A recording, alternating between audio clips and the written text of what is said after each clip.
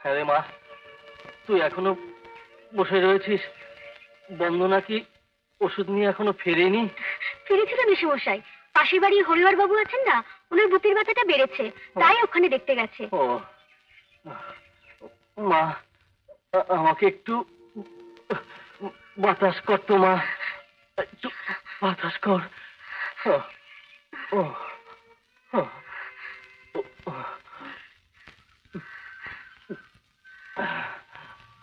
কি হয়েছে মেশমশাই? বন্দনার বিয়ে ওখানে হবে না রে, ওখানে হবে না। কি বলছেন মেশমশাই? ঠিকই বলছি রে মা, ওখানে বিয়ে হবে না রে। বিয়ে হবে না?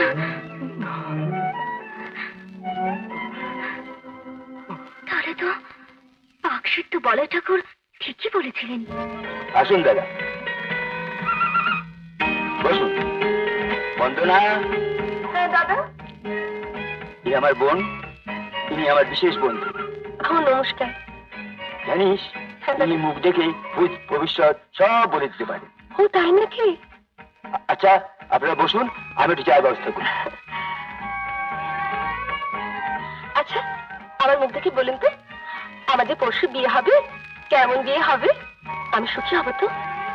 বিয়ে? পরশু বিয়ে? এ বিয়ে হতেই পারে না। আপনি বাকসিদ্ধ হলেও আপনার এই বাক্য কখনোই হইবে সফল।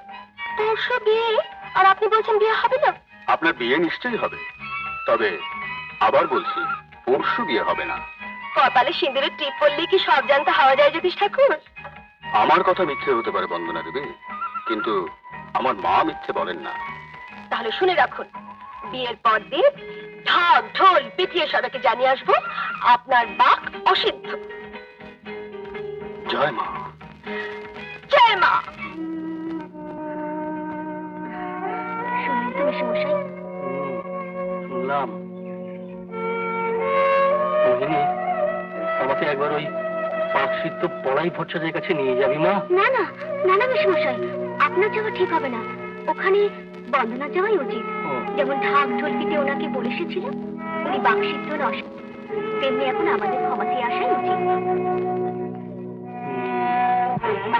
আমাকে একবার নিয়ে চলো, ওনাকে জিজ্ঞেস করবো আমার চাকরিটা হবে কিনা। লক্ষ্মীটি, আগে আমাকে নিয়ে চলো, আমার মায়ের অসুখটা সারবে কিনা আমাকে জানতেই হবে। কথা বললে তোরা শুনিস না কেন বলতো? কটা দিন যাক না, গুরুর মন মেজাজটা ভালো হয়ে যাক, তারপর নিয়ে যাবো খুনি। আচ্ছা। চলে যা। না, আবার মেয়েটা কি বলে শুনি। হ্যাঁ, কি বলছিলাম কি, সেখানে বাকসিদ্ধ বলয় ঠাকুর কোথায় থাকেন আপনি বলতে পারেন? কেন বলুন তো? আমার সই বন্দনা তাকে একটা হাত থেকে কথা বলেছিল। নিশ্চয়ই কথাটা মিলে গেছে। হ্যাঁ, মিলতেই হবে, মিলতেই হবে। আমার গুরু বলে কথা, তার কথা কি কখনো মিথ্যে হয়? এই জন্যই তো লোকে তাকে বাকসিদ্ধ বলে। ওনার ঠিকানাটা একটু দিন না, আমি দেবো না। আমার সই বন্দনা তাকেই পাঠাবো, ভীষণ দরকার। আমিও যাব না, দূর থেকে দরজাটা দেখিয়ে দেবো। চল বাবা বেনি দাবা, আমাদের বেলায় গুরুর মেজাজ ভালো নেই বলে কাটিয়ে দিলে, আর এখন মূর্খ। তোরা মূর্খ। মেয়েরা হলো মায়ের জান, তাদের কি ফিরিয়ে দেওয়া যায়? চলো চলুন। পরের জন্মে মেয়ে হয়ে জন্মাবো, বুঝলি? বেশ বুঝতে পারছি মা, তুই আমায় দিয়ে বলাচ্ছিস, করাচ্ছিস, কিন্তু কিন্তু কেন এত ছলনা করছিস মা? দেখা দে, এবার দেখা দে মা, দেখা দে মা, দেখা দে। এ তো দেখছি ক্রেমে ক্রেমে খেপে উঠছে।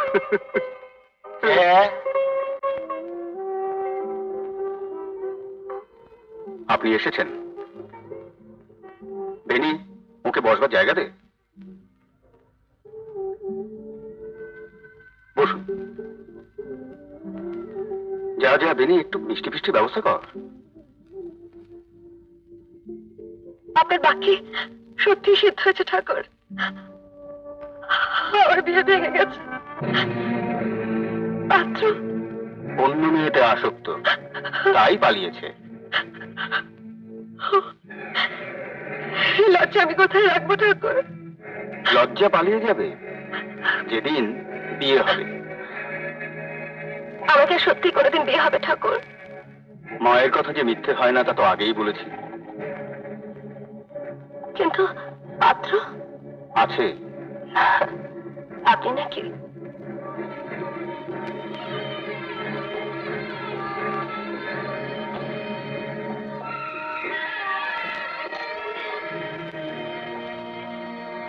জয় মা। কি ঠাকুর মশাই, চমকে গেছেন তো? হ্যাঁ, চমকে গেছি বটে।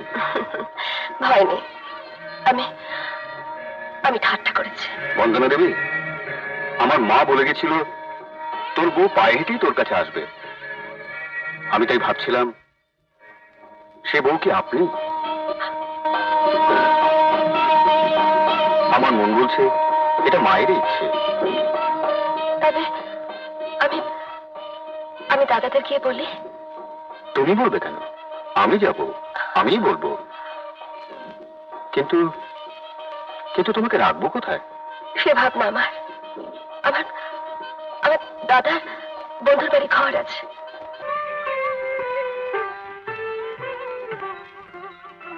নমস্কার। হ্যাঁ, নমস্কার। আপনি তো বৈকুণ্ঠ বাবু? হ্যাঁ, কিন্তু তুমি কে বাবা? আমি বেনি মাধব, সবাই আমাকে বেনি বলেই ডাকে। আমার গুরু বাকসিদ্ধ বলাই ভট্টাচার্য আমাকে আপনার কাছে পাঠিয়েছে। ও, এ আপনার মেয়ে কোথায়? ও তো বাড়িতে নেই। তুমি যা বলার আমাকেই বলতে পারো। এ মানে আমার গুরু আপনার মেয়েকে বিয়ে করতে চায়, তাই আপনার মতামতটা জানার জন্য আমাকে পাঠিয়েছে। কি বলছো বেনি? ওনার মতো একজন বাকসিদ্ধ সাধকের সঙ্গে আমার মেয়ের বিয়ে হবে? এ তো স্বপ্নেও ভাবা যায় না। বেশ, তাহলে শুনুন, আমার গুরু বলে দিয়েছে কাল বাদে পরশু যে বিয়ের লগ্ন, সেই লগ্নেই বিয়ে হবে, এবং বিয়েতে কি কি লাগবে তাও বলে দিয়েছে। বলো বেনি, আমার সাথে যা কুলোবে তা আমি নিশ্চয়ই করব। মানে বরকনের বিয়ের কাপড় আর এক জোড়া ফুলের মালা, আর আপনার মেয়ের জন্য শাঁকা সিঁদুর, আর ব্যাস, আর কিছু। এটুকু তো করতেই হবে বাবা। হ্যাঁ, মানে আমার একটা পায়না আছে। বলো বাবা। মানে আমি বকাতো তো, তা আমার একটা ধুতি আর একটা পাঞ্জাবি চাই। হ্যাঁ হ্যাঁ।